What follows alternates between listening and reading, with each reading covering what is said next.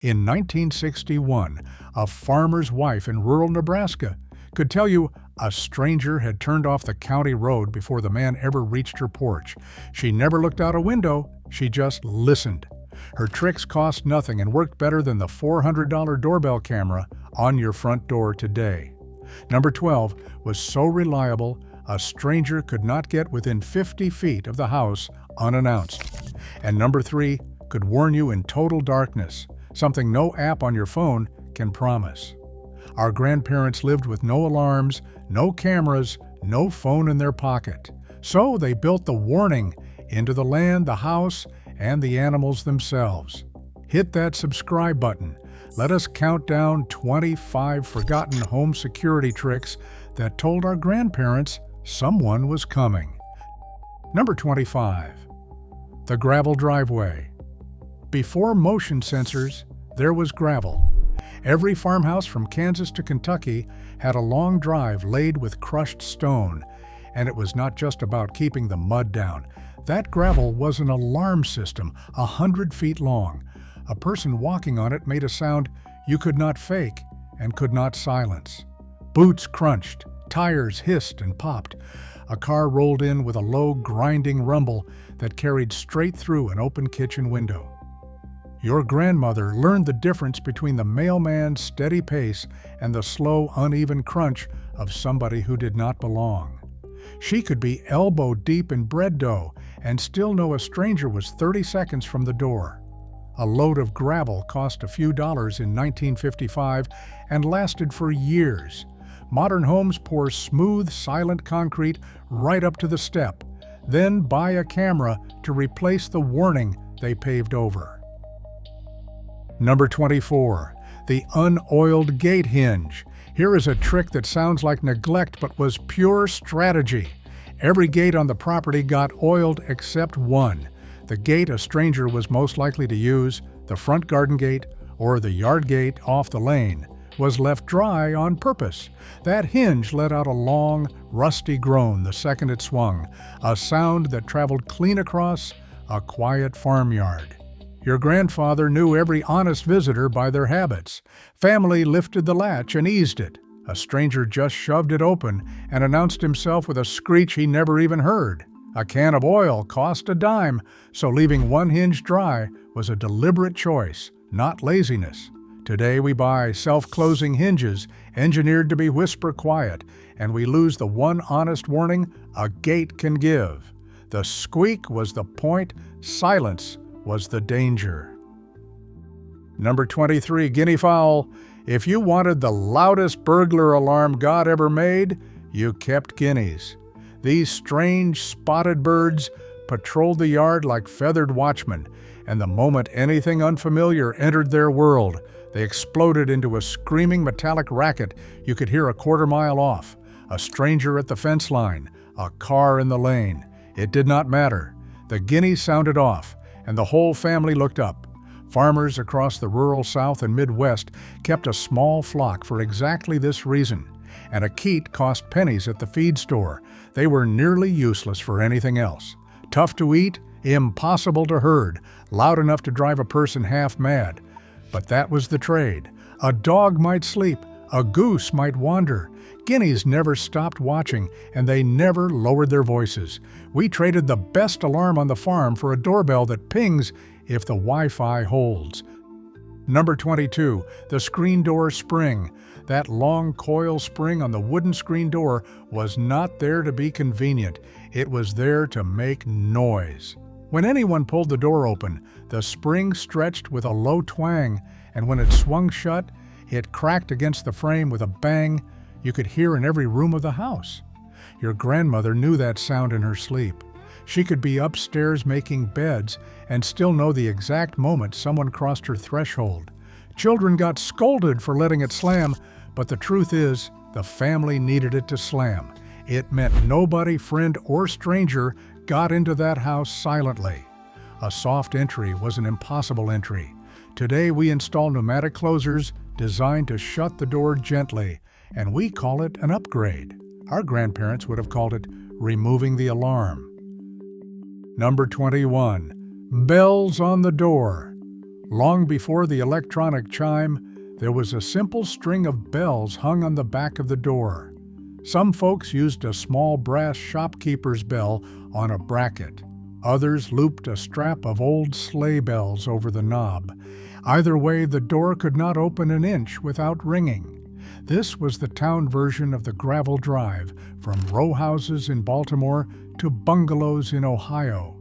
Your grandmother hung them on the door she used least, the one an intruder might try. In the daytime, they announced neighbors. At night, they became a tripwire that no quiet hand could get past. A set of bells cost a quarter and lasted a lifetime. There is a reason the sound feels so nostalgic now. It is the sound of a house that could not be entered in secret. A lock only tells you the door is closed. The bell told you it was opening. Number 20. Geese in the yard. Ask any old farmer and he will tell you a goose beats a dog for guarding a homestead. Geese are territorial, fearless, and impossibly loud, and they do not sleep the way a dog does. A flock kept near the house raised a honking, hissing alarm the instant a stranger came through the gate, and a big gander would charge a grown man without hesitation. The Romans used geese to guard their temples, and rural Americans used them to guard their farmhouses 2,000 years later for the same reason. They worked. A stranger who tried to slip up on a house guarded by geese found himself surrounded by beating wings and a noise the whole county could hear. Geese cost almost nothing, foraging their own food, and gave eggs and down besides. We swapped the gander for a plastic camera, and the camera cannot bite a trespasser or wake the house at 2 in the morning. Number 19. Wind chimes at the gate. Everybody thinks of wind chimes as decoration, but your grandmother hung hers with a purpose and hung them low. A set placed right at the porch entrance or beside the garden gate did 2 jobs at once. On a breezy day, they sang pleasantly, but they were positioned so a person passing through, brushing the door frame or the trellis, set them clattering. On a still night, when the air was dead and quiet, those chimes did not move on their own. So when they suddenly jangled, it was not the wind. It was a shoulder, a coat, a hand reaching for the latch. Your grandmother, lying awake, learned the difference between the slow music of a breeze and the sharp, wrong rattle of something passing through. We hang them for the sound now and never think about where. She thought about it carefully. The prettiest alarm in the yard was still an alarm. Number 18. Lace curtains that see out but not in. This one was pure quiet genius.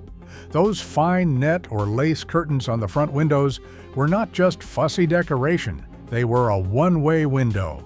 Because of the way the light worked, a person standing inside a dim room could see out through the sheer weave perfectly clearly, while anyone outside in the bright daylight saw only a white blur. Your grandmother could stand 3 inches from the glass and watch a stranger walk the whole length of the front path, studying his face, his hands, his intentions, and he never knew a soul was looking. She could decide whether to open the door before he ever knocked. A yard of net cost a few cents. Today we hang blackout blinds, pull them shut, and go blind to our own front yard. She kept the curtains sheer on purpose. She wanted to see them coming without ever being seen. Number 17. The busybody mirror. In older neighborhoods, you can still spot them if you know where to look. A small angled mirror bolted to the porch wall or clipped just outside an upstairs window, tilted down toward the front step. They were called busybody mirrors, and they let a person see who was at the door without opening it, and without even being in the same room. Your grandmother could sit in her parlor and glance at the mirror to read the whole front porch, a stranger's face and posture reflected back to her from a safe distance. It came over from Europe with immigrant families and took root among people who wanted to know exactly who was knocking before they exposed themselves. It was the original video doorbell, and it needed no power, no subscription, and no company storing footage of your porch on a server somewhere. It did the same job a century earlier, silently and for free. Number 16. The mirror that watched the door. Inside the house, your grandmother used the same principle as an everyday habit. She hung a mirror or kept a framed picture with glossy glass, positioned so that from her chair at the kitchen table she could see the reflection of the back door and the window behind her. She never had to turn around. While she peeled potatoes or wrote a letter, she was watching the entrance the whole time in the corner of her eye. It meant no one crossed behind her unseen, and a face appearing in a doorway registered instantly in the glass. Old country stores did the same with a big mirror over the counter, so the shopkeeper could watch the whole floor while ringing up a sale.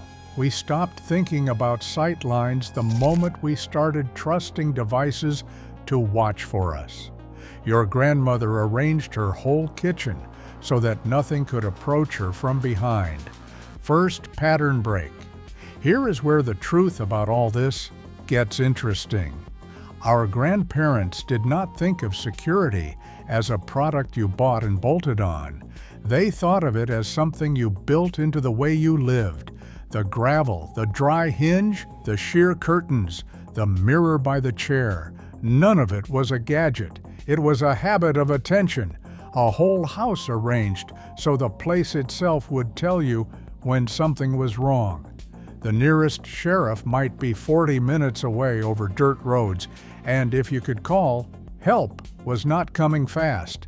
So they made the land, the door, and the animals into an early warning system that never slept and never needed charging. What we call a smart home, they simply called paying attention. The knowledge did not disappear because it stopped working. It disappeared because a company found a way to sell it back to us. Number 15. The dog's vocabulary of barks. Everyone knows a dog guards a house. What we forgot is that a good farm dog did not just bark, it reported. Your grandparents lived with their dog closely enough to read an entire language in the sound it made. A short, sharp bark meant a squirrel, nothing to worry about. A steady, rhythmic bark meant a familiar car or a neighbor in the lane. But the deep, urgent, hackles-raised bark aimed at the tree line, the one that did not stop, meant a stranger, and the whole family knew it instantly. Your grandmother could tell, without leaving the stove, whether the dog was announcing the milkman or warning about a man she did not know at the fence. Its ears never turned off, its nose reached 100 yards past any camera, and it worked in pitch dark and pouring rain. We still keep dogs, but we stopped learning their language because we handed the listening to a machine. Number 14, reading the cat. A dog announces trouble loudly. A cat announces it silently. And the people who kept barn cats and house cats knew exactly how to read one. A cat that suddenly froze mid-step, ears swiveled toward the door, body low and still, was telling you something was out there long before you could hear it. Cats catch sounds far below human range, and your grandmother watched hers the way a sailor watches the sky. When the cat that had been dozing by the fire abruptly sat up and stared hard at the window, she stopped what she was doing and paid attention. When it bolted under the bed for no reason she could see, she trusted there was a reason. It was a quieter alarm than the dog and easy to miss if you were not in the habit. We stopped watching it the moment we decided a plastic sensor knew more than an animal that had been reading rooms for 10,000 years. Number 13, the rooster and the barnyard flock. The whole barnyard was a warning system, and the rooster ran it. His job was not just to crow at dawn, he was the sentry of the flock. And when a stranger or a predator came near, he sounded a specific alarm call, sharp and repeated, that sent every hen scattering for cover. Your grandparents knew the difference between the lazy crow of a peaceful morning and the frantic alarm that meant something was wrong at the edge of the yard. A yard full of chickens gone suddenly loud and panicked was a message as clear as any siren. Even the way the flock moved told a story. Birds all facing one direction, frozen and silent, meant a threat they had already spotted. Modern life put a fence between us and the animals that used to stand watch. Our grandparents lived among their sentries. When the barnyard went wrong, they already knew. Number 12, knowing every engine on the road. Out in the country, before a stranger's car ever came into view, your grandfather already knew it did not belong. He knew the sound of every vehicle for miles, the rattle of the Johnson boys' truck, the smooth purr of the doctor's sedan, the cough and knock of the neighbor's old tractor. Each one had a voice, and he had heard them all 1,000 times. So when an engine came up the road that he did not recognize, a note that was wrong, a timing that was off, he lifted his head from his work before the car was anywhere near the house. He had a good long minute to walk to the porch, bring the shotgun in from the shed, and simply be standing in the doorway when the stranger pulled in. Today we live in a wall of traffic noise and could not pick out one engine from another if our lives depended on it. Number 12 gave our grandparents the one thing security is really about: warning. Number 11, the party line telephone grapevine. Before private phone lines, whole rural neighborhoods shared a single circuit called a party line, and everyone used it as a warning network. When a stranger's car came through, drifting slowly down the road, looking at houses, the first family to spot it rang up the next farm, and word traveled down the line faster than the car could drive it. By the time that stranger reached the far end of the road, 4 families were already at their windows watching him. It was gossip turned into a security perimeter. Everybody could listen in on a party line, and while that drove people crazy, it meant news of anything unusual spread instantly across miles of countryside. A suspicious peddler, a car circling twice, a knock at a widow's door. It was all reported in minutes. When private lines and then cell phones came along, we each got our own quiet bubble and lost the web that connected every house on the road. Second pattern break. Here is something we do not like to admit. The most powerful security our grandparents had was never a device at all. It was other people. Every trick so far has quietly depended on a community that watched out for one another. The party line, the neighbor who honked so you knew the car was friendly, the whole road that noticed a strange vehicle and passed the word along. They knew every name on their street, every car and every drive, every child and every dog. That knowledge was the real alarm system, and it covered ground no camera ever could. A stranger stood out because everyone knew what belonged.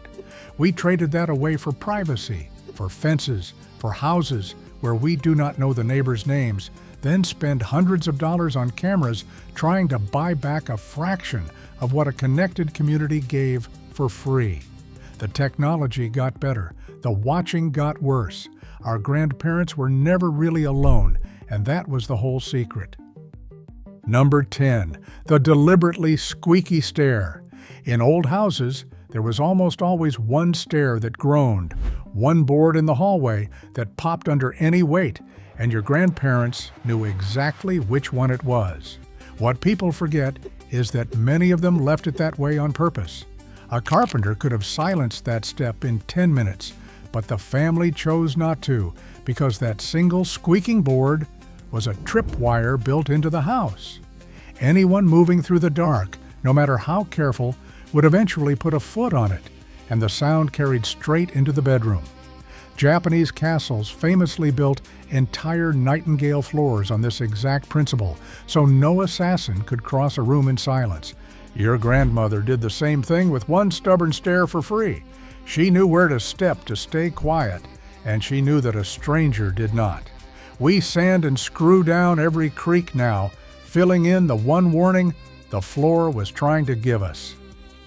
Number 9. A thread across the doorway. This was a trick for the truly careful, and it was almost invisible. Before leaving the house, or before going to bed, your grandmother stretched a single dark thread across the bottom of a door or a gate, wedged so it would break or fall if the door was opened. When she came home, one glance told her everything. Thread intact meant no one had been in. Thread broken or on the floor meant someone had crossed that threshold while she was gone. It took 2 seconds to set, and a stranger would never see it in the shadow of the frame. Soldiers and lawmen used the same trick to know if a room had been entered. It could not stop an intruder, but it did something almost as valuable. It removed all doubt. She did not have to wonder whether someone had been in her home. We spend a fortune on systems to log every entry, and a spool of black thread did the same job for a penny. Number 8. Tin cans strung on a wire. Where a gate opened onto a dark yard or a fence ran along a lonely stretch of property, folks rigged a simple, brilliant tripwire. A length of wire or heavy string was run low across the path, and along it hung a row of empty tin cans, sometimes with a pebble dropped inside each. A person walking through in the dark, unable to see the low line, caught it with a shin and set the whole string clattering and rattling like a crash of cymbals. Your grandfather knew where the line was and stepped over it without thinking. A stranger hit it dead on and announced himself to the whole homestead. This trick went to war and came home again, used in trenches and on picket lines to warn of anyone creeping up in the night. It guarded the approaches no window could see. We buy motion lights and buried sensors to do the same thing today. A string of old bean cans did it for free and never had a dead battery. Number 7. A coin balanced on the sill. Here is a small, clever one. A careful woman used on a window she worried about. Your grandmother stood a coin on its edge, or balanced a thimble or a small stack of buttons right on the windowsill or on top of the lower sash. The balance was delicate, set so the slightest movement of the window would tip it over with a tiny clink and a roll across the floor. She set it before bed on the window a burglar was most likely to try, the one hidden from the road behind the lilac bush. If she woke in the night and heard that faint metallic clink, she knew the window was moving and someone was working it from outside. It gave her a warning in the dark that no amount of staring at a black window could. It is astonishing how much security our grandparents built out of nothing but a good eye and an understanding of how quiet a house really is. We buy glass break sensors now. She used a nickel. Number 6. Flour or talcum on the threshold. This one turned the floor itself into a witness. When your grandmother suspected someone had been coming around while the house was empty, or when a woman living alone wanted to know if anyone entered in the night, she dusted a fine layer of flour, talcum powder, or soft ash across the threshold of a door or the floor just inside a window. It was nearly impossible to spot in dim light and impossible to cross without leaving a print. In the morning, she checked, and the floor told the whole story. A clean, undisturbed layer meant no one had come. A footprint pressed into the powder meant she had a problem, and often the print told her the size of the boot and the direction it went. Trackers and lawmen used the same trick to catch people who thought they left no trace. We install cameras to capture an intruder's face. Our grandmothers captured his footprint with the same flour they baked bread with and read it like a page. Third pattern break. Notice what these last few tricks have in common. the thread, the balanced coin, the dusting of flour. Our grandparents were not just trying to hear a stranger coming. They were reading the world like a detective reads a scene. They understood, in their bones, that anything moving through a space leaves a mark, disturbs the stillness, breaks a pattern a careful person had set. This was a whole way of paying attention that we have almost entirely lost. They noticed the leaf that had been moved on the step, the gate latched on the wrong side, the dog that greeted them too calmly because it had already met the visitor. They did not need a screen to review the footage. They carried the footage in their own memory of exactly how they had left things, and the smallest change screamed at them. We handed our attention to devices and forgot how to see. Our grandparents missed nothing because noticing was the only protection they had. Number 5, coded knocks and whistles. Every close family and every tight neighborhood had its signals, and they worked as a kind of password long before that word meant anything digital. Your grandfather had a particular knock, 3 quick raps and a pause that told the household it was him after dark. Children learned a family whistle that meant "come home," or "all is well," or "trouble is here," each with its own tune. When a knock came at night that did not match the pattern, everyone in the house went still because a stranger did not know the code. A husband coming home late used the family whistle from the end of the lane so his wife would know at a distance that the figure in the dark was her own man and not someone to fear. In a world with no way to call ahead, the coded knock was how you proved you belonged before the door ever opened. We replaced it with caller ID and a peephole. They built it out of a rhythm and a tune. Number 4, lamp and curtain signals between houses. Where houses sat within sight of one another, neighbors worked out a silent language using nothing but lamps and curtains, and it ran all night without a single word spoken. A lamp left burning in a particular upstairs window might mean all is well. A curtain drawn a certain way or a shade pulled halfway could signal come over or stay away, or I see something wrong. A widow living alone might have an agreement with the family across the road. If my kitchen light is not on by dark, come check on me. If a strange car sat too long in front of one house, the neighbors signaled, and both households were watching. Your grandparents did not need to shout across the distance or ring a phone. They read each other's windows like a book. This was community turned into a code of light, watching over the vulnerable and the alone. We live in brighter houses now, and we have never felt more unwatched. Number 3, the undisturbed marker. This was the most sophisticated of them all, and the people who used it did it without ever calling it anything. Your grandmother left tiny, deliberate markers around the house and the property, positioned exactly the way she wanted, and she remembered everyone. A broom leaned at a precise angle against the shed door, a pebble set on top of the gatepost, a hairpin laid across the lid of the trunk where she kept a little money.